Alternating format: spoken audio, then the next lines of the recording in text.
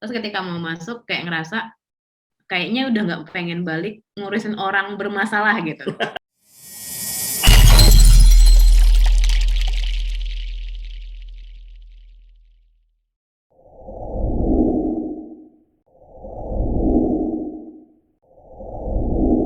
Selamat pagi, siang, malam, teman-teman virtual, asik.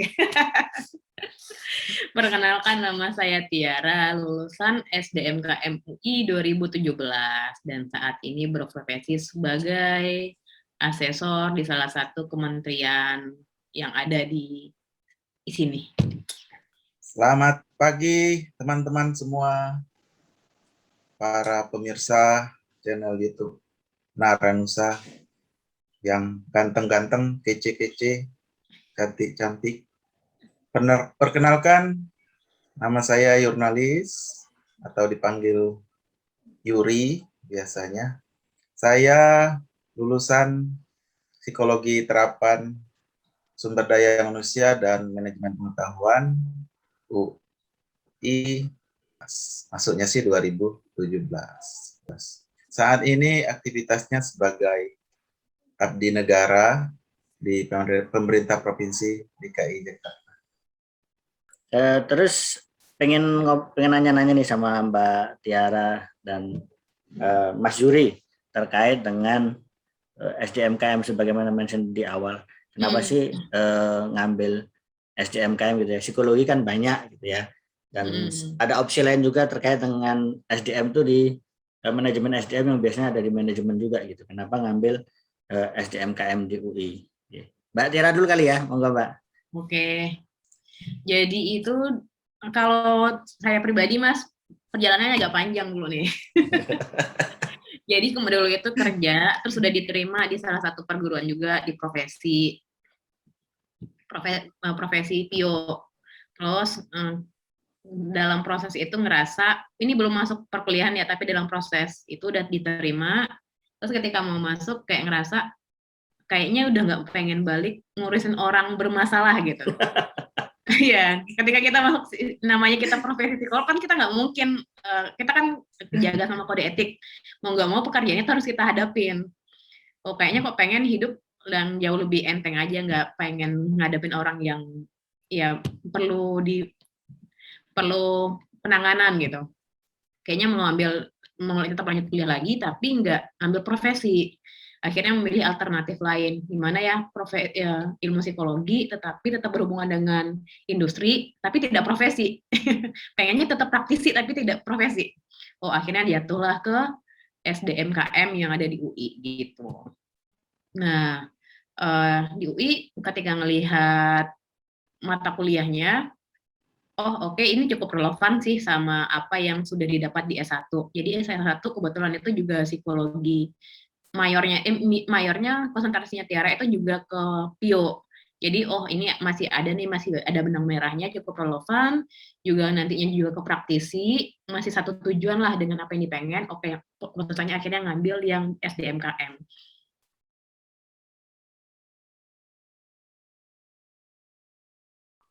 Baik, Mas Ijos. Saya lupa juga sih sebenarnya kenapa. Tapi kenapa jatuh cinta kepada SDMKM. Jadi ceritanya begini, saya itu background pendidikan S1-nya itu adalah profesi dokter ya Mas Ijos ya. Sudah bekerja puskesmas di DKI Jakarta. Kemudian ya saya kira dari 2017 ke 2007 ya, 2017 itu sudah 10 tahun ya. Sepanjang perjalanan 10 tahun mengabdi sebagai dokter itu saya merasa dalam menjalankan profesi itu kurang ya untuk perlu saya lengkapi. Maka itu ada kesempatan untuk mengambil jenjang S2. Saya nyari-nyari, biasa kita sebagai pencari ilmu, apa nih kira-kira yang pas untuk diri saya ini. Kita kita menganalisa dulu nih, untuk kerja dulu kira-kira dalam pekerjaan kita ini apa sih sebenarnya yang perlu kita lengkapi. Saya juga browsing di internet, di YouTube. Ada satu jurusan yang menurut saya sangat menarik nih. Sebenarnya saya mau masuk psikologi itu tujuannya itu mau mengeksplorasi manajemen pengetahuannya, Mas Cus. Oh ya. Makanya saya fokus ke SDMKM UI. Kenapa manajemen pengetahuannya yang ingin saya eksplorasi? Karena dalam menjalankan profesi yang ada, khususnya di pegawai negeri itu, kita itu mungkin sebagian besar ya, karena di organisasi pemerintah itu hampir day to day pekerjaan kita itu mengerjakan hal-hal yang rutinitas menurut saya sih, menurut saya hal-hal yang rutinitas, dan kalau ini diteruskan menurut saya agak menghambat kreativitas ya, menghambat kreativitas. Sedangkan di dalam organisasi pemerintah itu banyak banget ininya, pengetahuan-pengetahuan, prosedur-prosedur, baik itu pedoman dan lain sebagainya yang perlu kita pelajari menurut saya. Nah, untuk mempelajari dan menerapkan itu menurut saya itu bukan perkara yang gampang. Makanya itu harus ada semacam ya knowledge ya untuk mengemas itu semua agar bisa kita manfaatkan secara optimal. Mungkin itu, Mas. Ya. Pak Dokter dulu S1-nya di mana? Saya dulu S1-nya di Universitas Sriwijaya, Mas, Fakultas Kedokteran. Oh.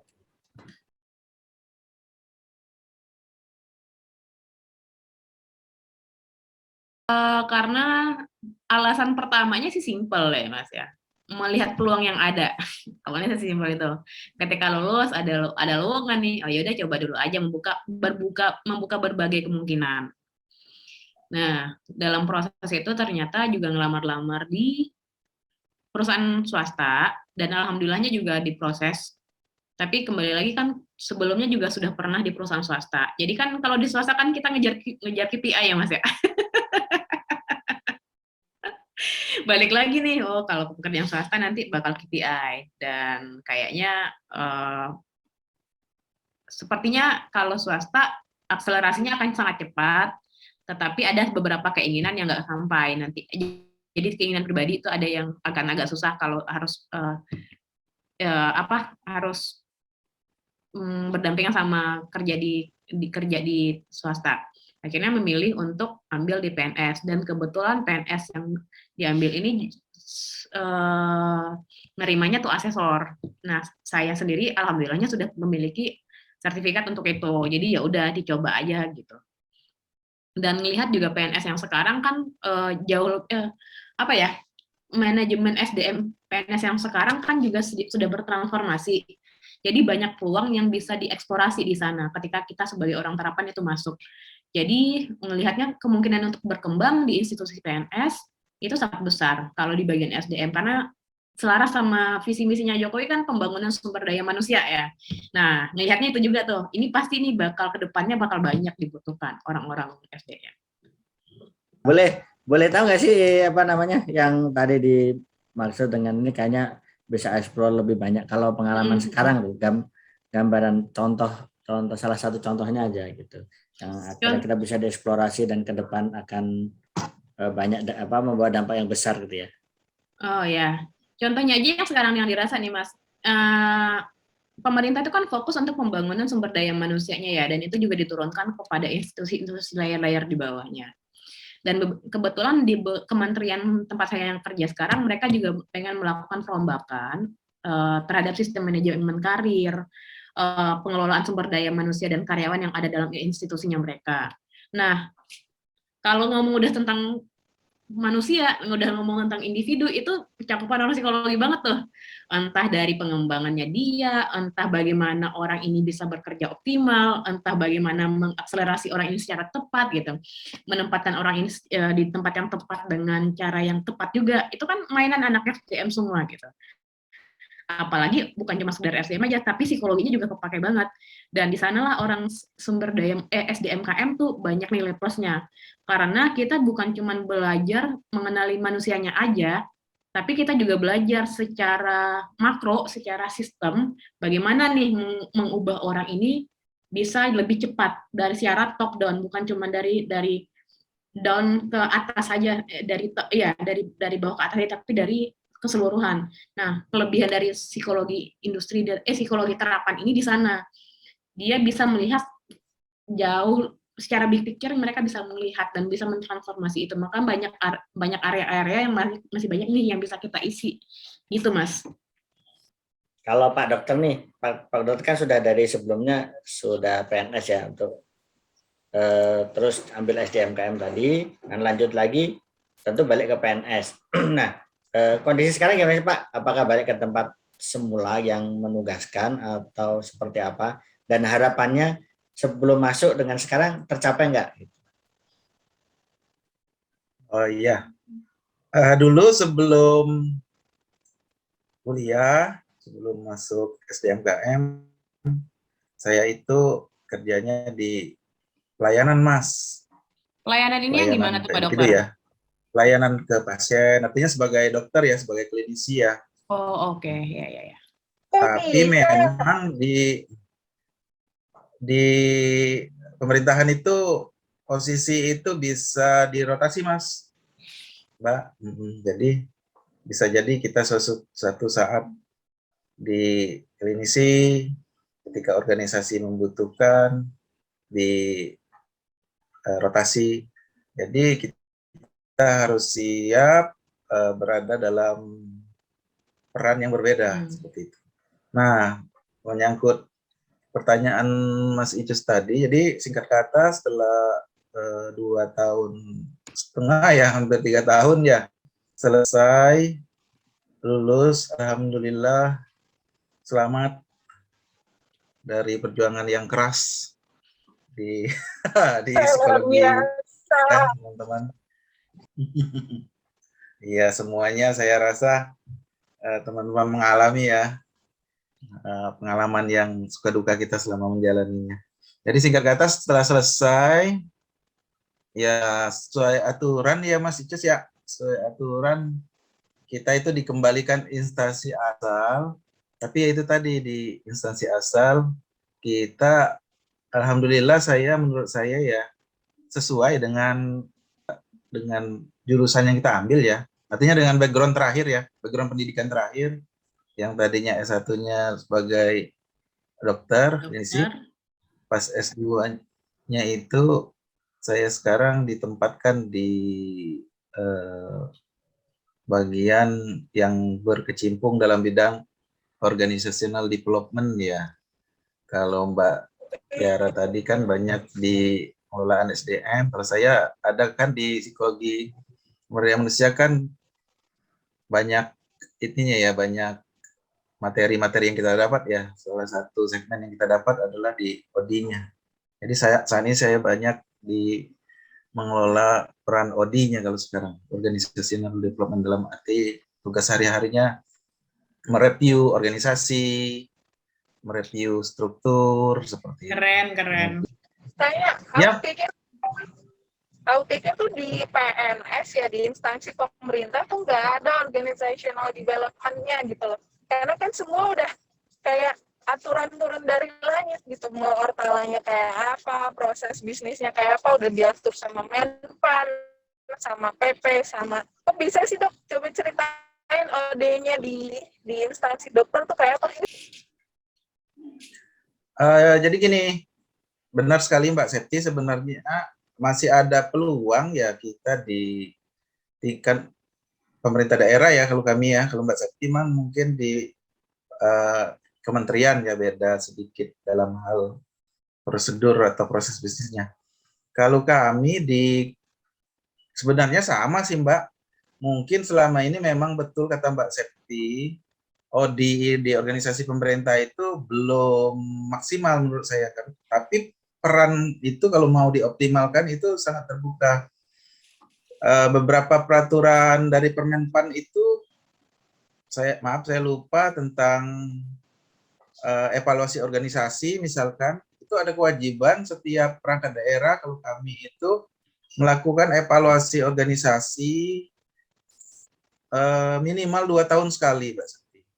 Jadi 2 tahun sekali, kemudian kita evaluasi apakah yang kita evaluasi itu strukturnya udah sesuai apa belum, efektif apa tidak, itu berdasarkan tools dari Kemenpan.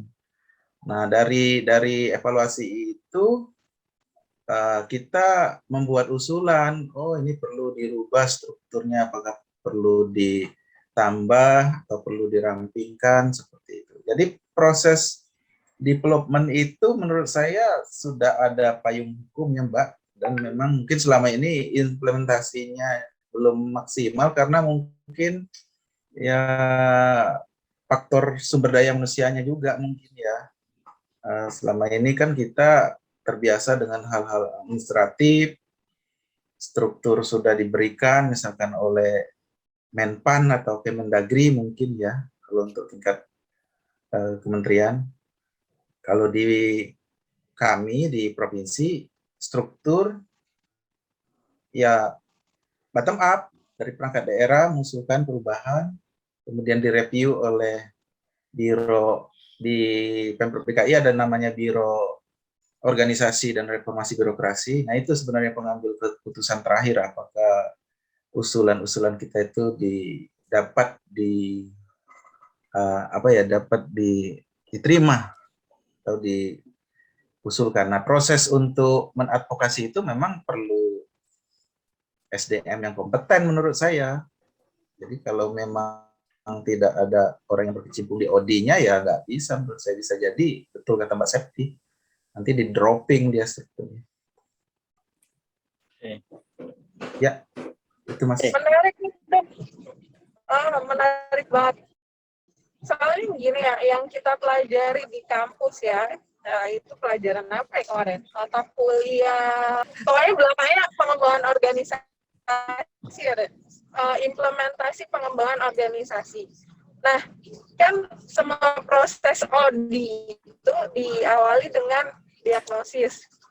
Jadi nggak sebatas cuman dia melakukan evaluasi organisasi terus dia reorganisasi, tapi ada juga nyusun diagnosis dulu kebutuhannya apa, apakah perubahan sistemnya, apakah perubahan proses bisnisnya segala macam. Nah, kalau di instansi Pak Dr. Yuri gimana Pak? Apakah proses itu juga dijalankan atau hanya sekedar ini ada Permenpan nih tentang evaluasi organisasi, butir kuesionernya udah ada, terus kita cuma bikin FGD, terus ditelaah, udah diusulin bentuk pengembangannya ke pusat ya, ke Biro Organisasi dan Reformasi Birokrasi ya tadi di Pemda DKI. Gimana tuh Pak? Menarik banget. Pelajaran nih, soalnya saya juga penisirin. Sama satu lagi, nambahin Mbak Septi. Ngaruh nggak sih dengan pimpinan yang ada sekarang? Ini kan kalau di daerah kan pimpinan juga berganti secara reguler gitu ya. Pak Dokter kan waktu itu sudah cukup lama lah dari 2007. Nah, ngaruh nggak sih dengan pergantian pemimpin? Jangan-jangan apa yang diusulkan ini nanti itu ganti lagi gitu. Ya baik Mas. Mungkin yang Mbak Septi dulu ya. Jadi proses-proses OD itu ya memang tahapan-tahapan yang Mbak Septi bilang atau yang kita pelajari itu mulai dari tahapan diagnosis, kemudian pengumpulan data, diagnosis, kemudian building kontrak, segala kan ada. Kalau build kontrak kan tentunya kan untuk OD eksternal ya Mbak ya, mungkin karena kita di internal ya kita hanya mengadvokasi pimpinan saja bahwa struktur ini saatnya kita lakukan evaluasi ya based on kinerja tentunya Mbak, karena kinerja dirasa atau prosedur-prosedur yang dirasa cukup tidak efisien, sehingga kita melakukan penilaian-penilaian seperti yang saya uraikan tadi, termasuk review terhadap proses bisnis, kemudian review terhadap SOP misalkan. Dalam proses-proses review ini tentunya kita melibatkan semuanya ya, mulai dari karyawan, pimpinan, sehingga data-data yang kita dapatkan itu cukup representatif ya Mbak, untuk membuat semacam hasil kajian ya, hasil kajian usulan untuk perlu adanya penyesuaian ya, penyesuaian terhadap organisasi kita seperti itu. Memang belum begitu, tahapan-tahapan OD-nya itu memang belum maksimal sih Mbak Septi. Tapi paling tidak sebagian besar ilmu yang kita pelajari di SDMKM itu bagi saya itu cukup bermanfaat Mbak di dalam proses-proses perubahan-perubahan seperti yang sedang lakukan saat ini Mbak.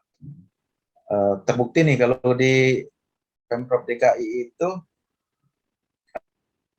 ada ya, kalau kami di instansi kami itu bukan kita membanggakan diri ya, dalam proses-proses terkait ini kita selalu terdepan sih. Misalkan disuruh melakukan kajian, melakukan penilaian, kita selalu hasilnya itu bisa dijadikan benchmark untuk OPD-OPD lain seperti itu.